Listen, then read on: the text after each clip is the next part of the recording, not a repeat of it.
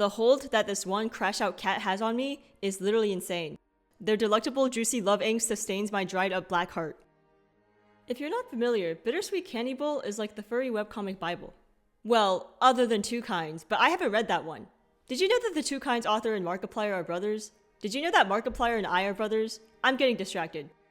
BCB is mainly about will they won't they with two best friends, Mike and Lucy. Lucy is strongly coded to have BPD. And at the beginning of the comic, she tends to mistreat Mike even though they're both interested in each other. Lucy is also friends with a nerdy girl named Daisy, who has a crush on Mike too. This happens a lot, he's a pretty popular guy. And there's also Paulo, a bad boy with a heart of gold, and they also sort of have a thing. Now, this all starts when they're in middle school, and the trauma begins in this chapter called Confrontation. So, Mike and Lucy are fighting because they took the train and missed their stop. This takes place in the early 2000s, so they don't have cell phones. They decide to get off at the next stop and find a payphone, but it's a shady part of town and everything's boarded up. Daisy asks Mike if he wants to stay at hers, but he says no, favoring Lucy. And then she questions why Mike even bothers with Lucy when she's so mean. Paulo mentions that she's hot, and Daisy says that's all she is. Mike defends her, but this happens in front of Lucy, who's overheard everything. They end up at a bar since that's the only place open so late, and a stranger asks Mike to eat an entire bowl of liquor chocolates for $20. Their classmate gets her mom to pick them up, but now Mike is drunk out of his mind, and they're cornered by the stranger in an alleyway, who tries to mug them. The classmate, Sue, refuses to give them any money and gets punched. A fight ensues and Mike gets knocked out. Lucy is able to defeat one of the thugs by kicking him in the balls, but then the leader, Alejandro, tries hitting on her, even though he's an adult and she's in middle school. She plays along and then kicks him in the balls too. But again, she's no match for an adult man, so he ends up groping her and choking her out. And she's saved when drunk Mike wakes up. As they're being driven home by Sue's mom, Daisy apologizes for being critical of Lucy when, she was being useless and crying the whole time, but Paulo tells her not to worry. Mike thanks Lucy for looking out for him, and she kisses him. The next day at school, Mike wonders if this has changed their relationship, but she resets them to square one by insulting him. Overall though, it seems like they still really like each other until one day Lucy sees a letter addressed to Mike surrounded by hearts. It turns out Mike was interested in this girl in elementary school named Sandy. She moved away, but they have been keeping in touch ever since. Furthermore, at the time, Mike totally ditched Lucy for her. Mike confesses that he's never really gotten over Sandy to one of Lucy's pets, but he apologizes to Lucy for what he's done, and she kicks him out of the house, but she's sincerely touched by the apology. Now, you might think that the events in these chapters would be treated like a one-shot thing, but they actually have consequences for the rest of the story. Next, Mike sees Sandy's face on the TV in a parade in their city, and he goes to find her. It turns out he missed Sandy because while he and Lucy were looking, she stopped by his house and left him a cute gift, a bonsai tree with many figures of them. Now they're in high school, and all this stuff happening with Sandy causes others to question if Mike has a girlfriend. Their friends call Mike a cheater because he's been having a thing with Lucy the whole time, but Mike resolves to actually ask Sandy to be his girlfriend. He finds her phone number at the bottom of a letter written 2 years ago, and Sandy picks up. They talk for hours and then make it official. Starting from now, Mike is a taken man. How do the girls interested in Mike react to this? Daisy gets extremely upset, but meets a nice guy with a strong sense of justice, Abby. No, seriously, he calls her a fair maiden. As for Lucy, well, she's pretty much had problems making friends from a young age. She was too much of a tomboy for the girls, and the boys didn't want to hang out with her because she was a girl. So she ended up latching onto Mike until he ditched her for Sandy, after which she mostly hung out with her animals. Kind of like Fluttershy, but abrasive and with attachment issues. There's a note too about how she started being objectified starting middle school. Remember, Lucy is considered very conventionally attractive in the BCB universe, but she really dislikes any sort of romantic attention, other than Mike's. Daisy also still doesn't have eyes for anyone but Mike, so she ends up getting tips from this guy in junior year, Augustus. He gets referred to as Final Fantasy Cat by the fandom because his hair kind of looks like Sephiroth's. Abby warns Daisy not to trust that guy, but she tells him to mind his own business. Also, Mike and Paulo go to Abby's house to help Paulo with an essay. When they get to his house, Mike and Paulo realize that Abby's adopted because his mom is a dog. This universe only has cats and dogs, but yeah, they can't crossbreed. Abby does not like Paulo because he's kind of the opposite of him. He's a womanizer. Plus, he makes Abby do his homework and leaves. So Abby decides to trash talk Paulo to Mike and criticizes Mike for not paying attention to Daisy, which Mike does not take well. To be fair, she was in tears in front of them and they ignored her. This escalates into a physical fight until Abby's younger sister runs out and starts crying, which causes Mike to realize that something traumatizing happened to them in the past. Mike apologizes and decides to make it up to Daisy too for not spending time with her recently. But obviously, Daisy takes this romantically when he means it platonically. Daisy asks Mike to go to a carnival with her for the couple's discount. He's reluctant, but she says it's as friends. At the carnival, she tries to touch him and hug him the whole time, but he's evading her tactics. Eventually, she tries to kiss him during the fireworks, but he leaves in disgust. Then she rants to him about how he's never given her a chance, that neither Lucy nor Sandy deserve him, basically being the ultimate nice girl. But Mike says that he will never be interested in her. She tries to kiss him again, which he blocks, and she runs away crying. Then Augustus appears out of nowhere. And she's like, your plan didn't work. But then he's like, don't you see he won't love you for who you are, but I will? Bro was plotting. He tries to kiss her, but then Abby appears out of nowhere and stops him. Augustus starts trying to get him to hit him, and also cryptically says he's just like his father, but because Daisy asks him to stop, he does. Then Daisy slaps Augustus and sees a scar hidden by his hair. Based on a previous conversation not shown to the viewer, and the fact that he referred to Mike as Green Eyes, Daisy realizes he's connected to the gang of thugs that targeted them in confrontation. Turns out, Augustus works for the thugs, and they asked him to stalk them pretty much. And Mike's not holding what Daisy did against her. She thanks Abby for saving her, and he opens up to her about what happened with his family. He then resolves to tell everything to his foster parents too, and starts seeing a therapist. Good job, Abby. Now we get an awesome summer vacation arc. Mike wants to spend it with his girlfriend, but she's going to be in Europe for business. Seriously, did I mention she's a part-time model? So they end up joining everyone for a trip to Mexico, sponsored by their rich friend Tess, who kind of has a thing going with Paulo. Abby stays behind because he's starting therapy, and surprisingly, Daisy stays behind to support him. Cute. Now, you'd think they learned their lesson from confrontation, but Tess ends up asking a 21-year-old stranger for recommendations. For some reason, he really wants Lucy to sing for him and says her voice is gorgeous, so he's immediately escorted from the premises. The guy's name is Zach, and his friend Catherine comes to clear his name. He's actually a band talent manager, and he's always looking for singing talent. Catherine and Zach, if that wasn't clear, are basically college-aged Mike and Lucy. They say they are just friends. Zach offers to pay Lucy $10 if she'll sing, and she is a really good singer, but she just takes the money and leaves. Towards the end of the trip, the gang goes hiking, and for some reason, they decide to take a shortcut over a very thin natural bridge that's very high up. Mike realizes there's a river at the bottom of the bridge, so he resolves to keep Lucy from finding out, because she's really scared of water. What do you mean, why does he look so freaked out? Even if there wasn't a river at the bottom though, I'd be like, hell nah, this looks 100 meters down. But anyway, Paulo and David start dicking around on the bridge, even pretending to fall over, and the impact from David cracks the bridge. We all saw this coming, unfortunately. Mike is holding Lucy dangling from the edge, and eventually, she realizes that there's water and passes out, letting go of Mike. He manages to do these weird main character boy acrobatics where he pushes her up and sacrifices himself. But I guess it actually wasn't super far down, because no way Mike just died. When Lucy wakes up, she realizes Mike fell, gets a little crazy, and also immediately latches onto Paulo. Lucy's pets fly out and find Zachary, who helps search and is really disturbed since Lucy keeps saying things like he hit a rock and bled out, and swimming didn't save Michael. Basically, he's the most normal guy in this comic. Eventually, they find Mike fishing. Also, this page is cool. Anyway, Zach creepily overhears Lucy crying while talking to Mike, so he decides to stand on the toilet and eavesdrop on them. Okay, I take back him being normal. Basically, Mike is apologizing to Lucy for saving her life and just saying sorry monotonously while she cries. And, like, glaring to the side while he's doing it. Anyway, Zach gets caught. As he walks back with Mike back to the campfire, he comments that Lucy must really love him. This suggestion enrages Mike. He's never shown this disgusted attitude beforehand in the entire comic, by the way, at least not to Lucy. Mike reveals that Lucy's always clung to him, but that he believes the nature of her love is self-centered. He's not lucky, and he believes she moved on to Paulo right after she thought he died. Meanwhile, Paulo gets pissed off by Tess during Truth or Dare, since she got jealous he was picking up girls on the beach even though they're not a couple. David goes to cheer him up, but instead of doing that, he makes up an absurd video game scenario where he has to pick between Tess and Daisy, who's just as Princess Daisy from Mario, and Paulo's Kamina? Anyway, Paulo explains that he'd still pick Daisy because she never did anything wrong, and remain his friend after he became a womanizing jerk. And David becomes #1 Paulo x Daisy shipper. But the thing is, Paulo thinks he'll never deserve Daisy since he's too ran through and refuses to think of her that way. Anyway, Lucy allows Zach to sit next to her while she's looking at the ocean and expresses hope for getting past her fear of water. Zach unfortunately gives her a reality check and points out that if she's talking about Mike, that guy kind of hates her. Lucy's somewhat in denial, but Zach points out that she's kind of abusive to Mike, and that she reminds him of the mistakes he made when he was her age. He says that he just wants her to get out of this without being hurt, and that Mike is gonna leave her eventually when he graduates, moves out with his girlfriend, or finds someone that's not her.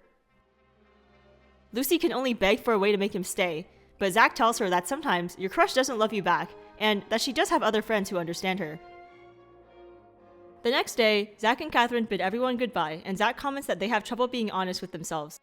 Catherine takes this moment to shoot her shot, and they get together, in front of the sunset. So anime. On the flight home, Paulo can't get Daisy out of his head, and he and Lucy look forward to telling their respective crushes about their feelings. But when they land, they're greeted by Daisy and Abby holding hands. They're official now.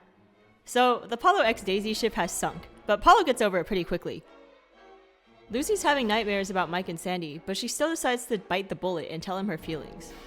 Mike can tell something's up and asks her what's going on, but she tells him he's kinda cool. He says, really? And she's like, yeah, well, sometimes you are wimpy and stupid, but... And then she says it. Unfortunately, Mike's reaction is just, okay. He has a girlfriend, so what is he supposed to do? He asks her if it's fine if he says no. And she was confused because she thought he wanted her before, circa confrontation, but now those feelings are gone. What's more, he said it was obvious that she liked him. She asks if a girl hundreds of miles away means more to him than her, and he says yes. Honestly, what is he supposed to say? There was no other way this could have gone, but both of them go to bed feeling awful.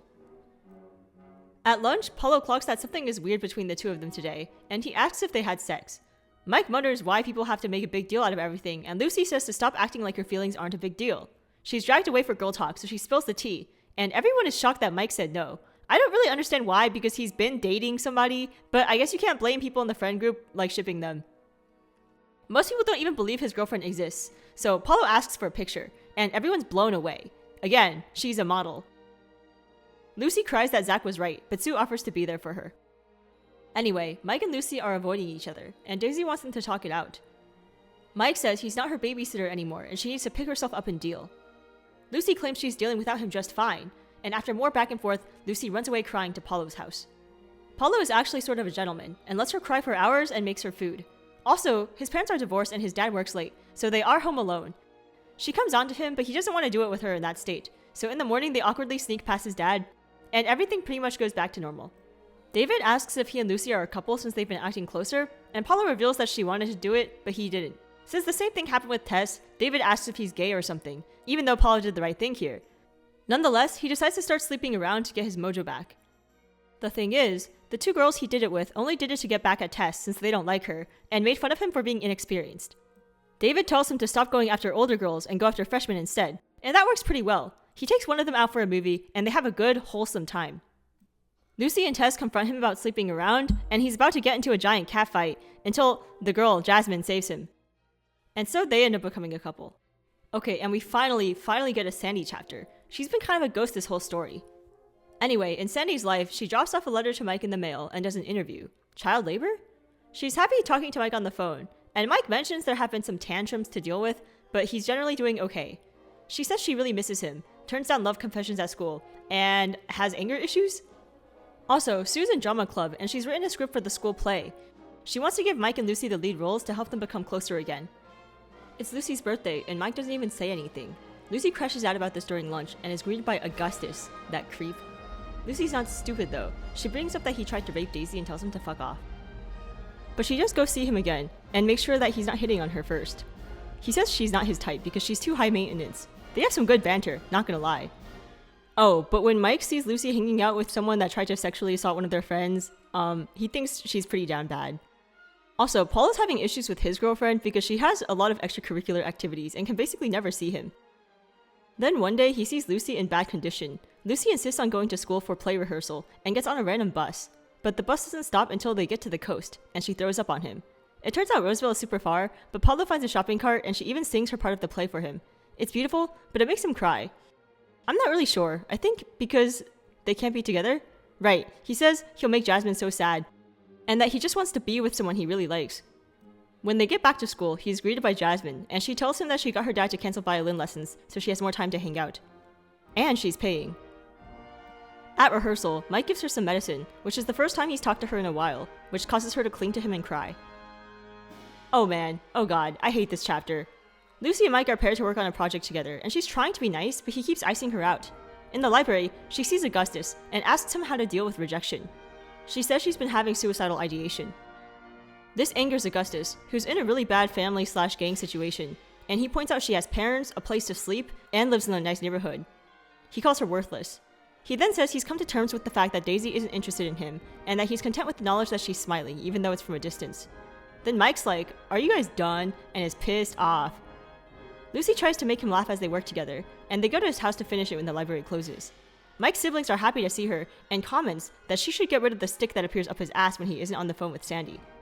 Lucy suggests they play video games. They end up doing that, and he seems to cheer up until he gets a long text on his phone. He drops the bomb that Sandy is coming to visit. Lucy says she's glad someone can make him happy again.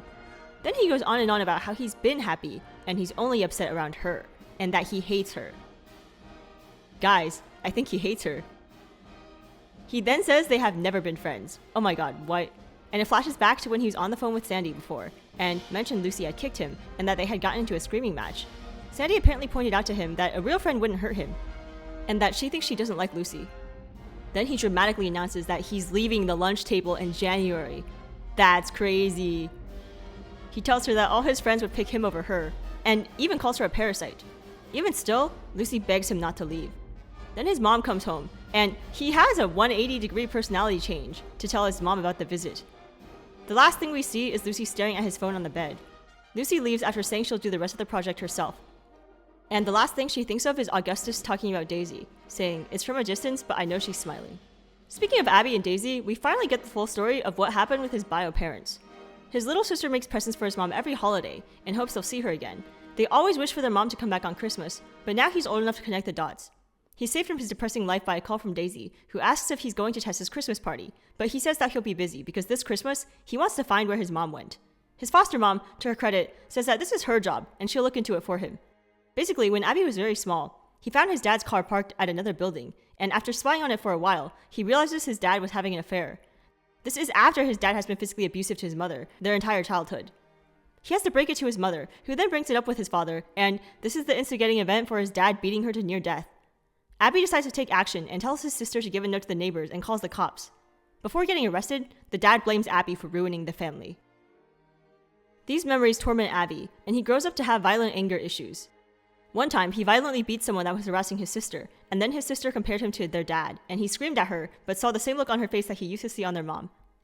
Their father has been jailed for life, and their mom has to get better before she can see them again. When their foster father playfully punches their foster mother, this sends Molly into tears. At the Christmas party, everyone shows up except Lucy.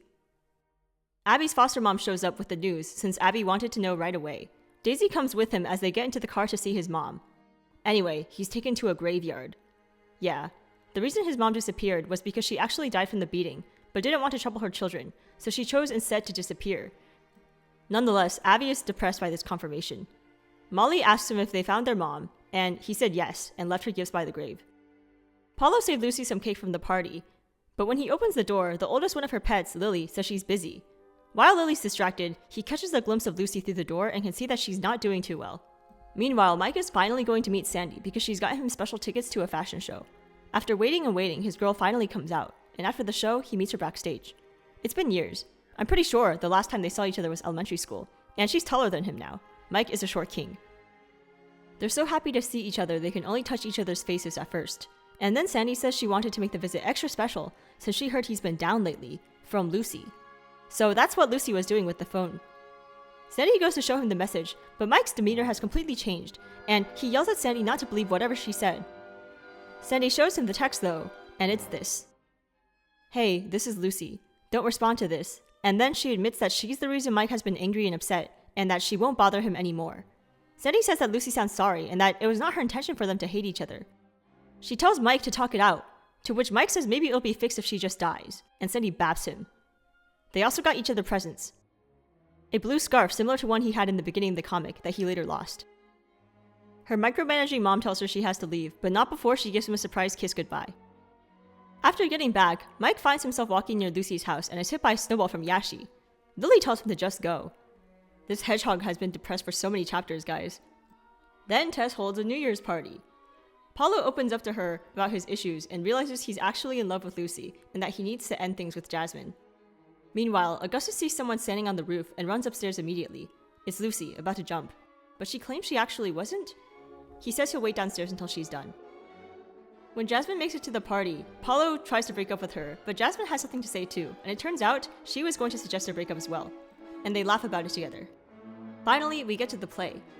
Paulo tries to convince Lucy in the dressing room, but she beats him to the punch and asks him to make out. In the play, there's two siblings, but one is destined to become a hero and the other one is cursed. He grows up to search for the monster terrorizing the townsfolk, but it's his long-lost sister with wind powers. Then his character hugs Lucy's character and apologizes for not helping her, which breaks the curse, and she bursts into song. While looking into her eyes for this, Mike has a flashback where he talks to Lucy about marriage as kids. Lucy's eyes are dead and blank this whole time though, and have been ever since the December chapter. After the show, he apologizes for yelling at her the way he did and offers to start things over. His apology is fine, I think. He acknowledged that saying sorry doesn't make things okay, but it sets a foundation for mending their relationship. Lucy says that would be nice, but the next day at school, the teacher announces that Lucy has transferred schools. Originally, this scene was going to be the teacher telling everyone that Lucy had jumped, and she was only hanging on because of her final obligation to the play. But luckily, they decided not to go in that direction. Instead, we get Lucy's friends going to her house to find out what happened. No one answers the door, and Paulo sees that her room is empty. Everyone leaves in disappointment, but Mike sticks around. He finds her older brother who says he doesn't want to lose his little sister. Mike realizes what he means and heads to the emergency room, where he's greeted by a very sad hedgehog. So, Lucy did in fact jump, but she survived. And she's not coming back, she really does transfer schools. Leaving the ER, Mike feels unfairly blamed and thinks of how terrible of a person Lucy was. But then, he's overwhelmed by gradually more positive memories of Lucy, from when they were very small to the present day, and also her confession. Finally, he breaks down in tears and fully regrets what he's done. This was part of the original ending too, the one where Lucy dies. Anyway, the comic goes on, and Paulo punches him in the face and breaks down in tears because he never got to tell Lucy he loved her. He's comforted by Rachel, who's one of the girls he slept with earlier. I think the following is a good portrayal showing some consequences of suicide attempts. Even though Lucy felt absolutely worthless and hated by the person she cared about the most, she was loved by a lot of people who weren't even on her radar, and they all had to find a way to cope with her absence even though she survived. Then everyone starts underage drinking. They have a cheers to Lucy, but then Mike confesses what he did. Paulo punches him and asks him how he could make her feel so alone, and Mike says that he feels like he's a joke to them and that none of them act like friends. He tries to leave but is hugged by Daisy, who's been saying that Lucy treats Mike bad and questions why he still preferred her to Daisy in front of Abby. This causes him to drink too. Anyway, Abby becomes distant since the party, which Daisy still doesn't have any memory of. Paulo has his ex Jasmine organize a Friendship Rose event, and pretty much bullies them into getting back together in a very Paulo-like manner. He starts working at a fast food restaurant and has Rachel teach him to drive. While they do that, Rachel reveals she's falling for him even though she's a dog and he's a cat and she wants kids. Also, Daisy wants to do a pre-med track and become a doctor, but Paulo's not even sure he wants to go to college, which alarms her. We finally get some backstory on Augustus. Basically, when he was a kid, Alejandro and his friends noticed his skills. At the time, he was happy to be accepted and stole a lot of stuff for everybody. Alejandro also beats on his girl. A few years after this, the girlfriend, Melanie, gives Augustus a piercing, and they start an affair. If you're wondering what the age is here, because Melanie looks kind of like a teenager here and Augustus is definitely a child, it turns out Augustus was 13, Melanie was 15, and Alejandro was 18. Pretty early age for your first time. And in present day, the main cast is 15, Augustus is 17, and Melanie would be 19 if she's alive. Let's see about that. After a few years of this, they're caught by Alejandro's friend, Toby, who tells Alejandro that Melanie cheated, but not her affair partner. When Alejandro chokes her out, Melanie scratches Augustus when he tries to stop them, and so that's how he got his scar. In a way, this earned her freedom, because her hospitalization caused her grandma to offer her to live with them. But it's given Toby blackmail on Augustus, so he's trapped, like the title suggests. It turns out he was telling this story to Lucy, and he's thinking that he's glad the two women made it out of their respective situations. Anyway, Paulo is being homophobic to Rachel's gay friend Matt, and he starts having a gay awakening, with Mike of all people. He tries to be there for Mike's relationship problems, and basically Mike is sad that Sandy rarely texts him nowadays. Long distance is hard, and Paulo tells him he should talk to her about it instead of holding in his feelings, and later asks Mike if he's ever liked a guy before. Mike thinks he's being made fun of at first, but sees that Paulo is serious. Mike points out that gay and straight aren't the only orientations, and that Paulo definitely isn't exclusively attracted to men, but that there's nothing wrong with that. Mike ends up talking to Sandy because of Paulo's advice, and Sandy gets him flowers, which he shows Paulo and hugs him. Rachel walks in on them and assumes they got together, which sadly, in my opinion, would be great because they have a way healthier relationship than most of the current ones. Also, Daisy asks Paulo to go with her to an anime convention because she doesn't want her boyfriend Abby to think she's a nerd. She dresses up in magical girl cosplay, and she even pays for his con ticket, which I know has got to be expensive. At the con though, it turns out both Abby and Daisy lied to each other about being busy that weekend because they didn't want the other to think they were a nerd, and both ended up being at the con. When he's in the bathroom, Abby decides to assault Paulo and tells him to stay away from Daisy. He kind of is turning into his father, guys. Mike asks him what happened, but Paulo lies about the reason, and I guess he's definitely not going to tell Daisy. But I think Mike still knows something is up. Anyway, Mike and Sandy's relationship is decidedly unhealthy at this point. He calls her many times, but she never picks up. But Mike has thrown away his friends and emotionally destroyed Lucy for the sake of this relationship, so I think he's going to cling onto it for as long as he possibly can. Sandy does come to visit in person, and everyone's excited to meet her. Sandy and Daisy were good friends before she moved away too, but Sandy doesn't remember Daisy at all, and implies she's gotten fat. Or, I don't know if she did, but she made Daisy very self-conscious. I mean, why would you tell someone that they've really grown? Mike and her go shopping together, and Mike suggests they check out the arcade that he used to go to all the time with Lucy. Sandy is a pretty sore loser, and she doesn't like it. She says that all the games are dumb.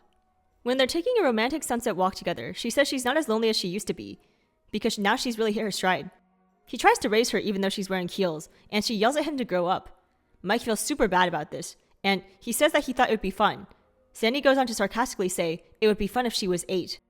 Then she does another 180-degree personality change and tells him he's cute, but just don't do it again. It being asking her to suddenly race. Does Mike have a type? At his place, Sandy notices he has lots of video games lying around and comments she doesn't think she would ever have the time to waste on that sort of thing anymore, visibly hurting Mike, but he says he's fine when she asks if he's okay.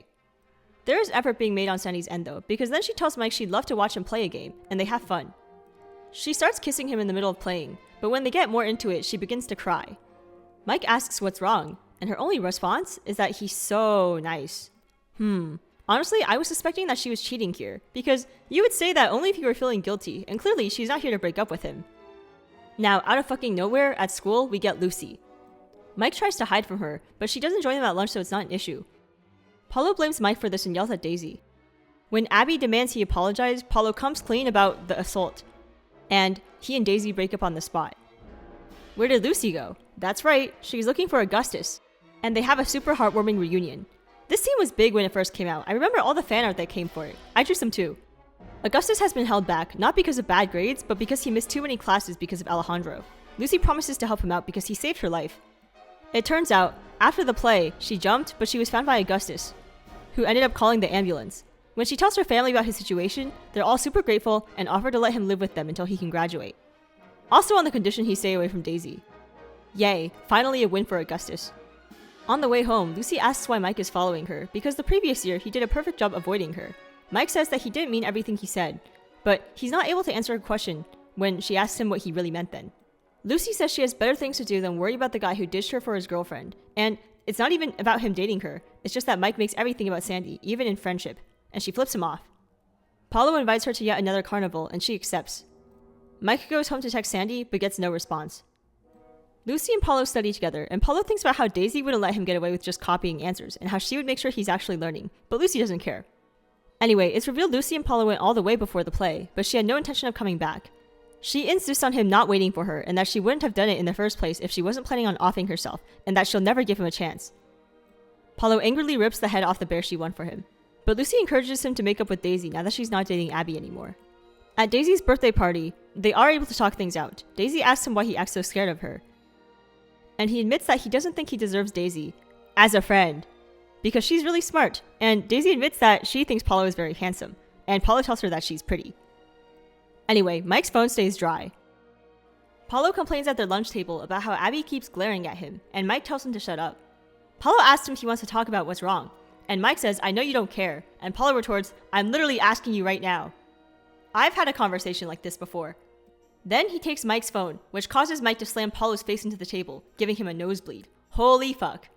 Sue runs after him, trying to find out what's wrong, and he blows up at her too. Anyway, it's Lucy's birthday, and it turns out the opposite of Mike's prediction came true. All his friends loved him for her, even Daisy, who had simped for him since the beginning of time. Mike's friendships have all suffered thanks to him being neglected by Sandy. He tries calling her, but she says it's 4 a.m. Didn't she tell him that she was in a different country? But she hadn't told him. When she says she'll call him back, he says no. And she's like, pardon? He begs her to talk to him, and she reveals that she thinks she has feelings for someone else. She won't tell him when it started, and she says she can't do this anymore and hangs up. He trashes his room and runs out of the house. You're scaring your sister, Mike.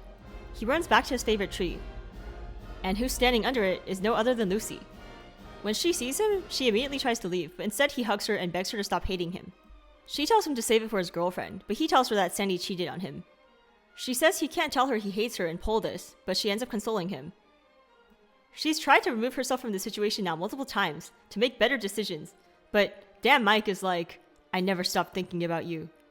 And he reveals that he picked out the color of his scarf thinking about her eyes, not Sandy's bow. And everyone's like, no, don't make out, but they end up making out. Until Lucy pushes him off saying, this is so stupid, and they resolve to talk about it later. Anyway, Mike comes back in a great mood until that damn phone starts ringing, and it ominously cuts to the next day in school. Lucy's really excited to see Mike, but he comes in texting. Paulo's shocked that Sandy is actually responding now, and Mike says, yeah, we had a big fight last night, but it's okay now. Apparently, Sandy fired the hairdresser and scheduled a regular time to call with Mike, without him having to ask. He tries talking to Lucy, but she asks him to leave her out of it the next time he and Sandy have a problem. As she should. Anyway, Mike promises that he'll never talk to Lucy again. As for Augustus, Lucy tried making out with him after what happened with Mike because that's how she resolves issues, I guess, but he's not into her like that, and she ends up breaking down and saying she wants to die. Augustus tells her that's not true, and that he does love her in a platonic way. Later, Mike tells Daisy in the library that the way Sandy treated her wasn't right. He's upset at Sandy, but he did a similar thing with Lucy, arguably emotional cheating. Daisy tells him that it's not easy to change your feelings, and that he can be a little selfish, after which Mike kisses her. So he's even with Sandy now. Daisy doesn't even really care, because I think she's truly moved on from Mike and is interested in someone else now. Lucy gets Daisy to tell her that she's in love with Paulo, but she feels like he'll never return her feelings. But Paulo actually heard the whole thing. So the problem solves itself. They meet in the rain outside the restaurant, they confess their love to each other, and it's awesome. I believe this couple will be happy, and that their endgame. But I'm really bad at predicting where this comic is going to go. I thought Lucy might end up with Paulo, then I thought Lucy really wasn't going to come back, then I thought Mike and Sandy were going to be endgame. Like, at this point, I'm just along for the ride. But this comic definitely gets a 10 out of 10 for me. I pay for BCI, where they have like the bonus chapters and stuff. And even that is a small fee to pay for like literally years of free entertainment. I need to contribute more fan art too. I'll probably draw the BCB art meme after this. But yeah, definitely a furry webcomic essential, so check that out. And don't forget to subscribe for more.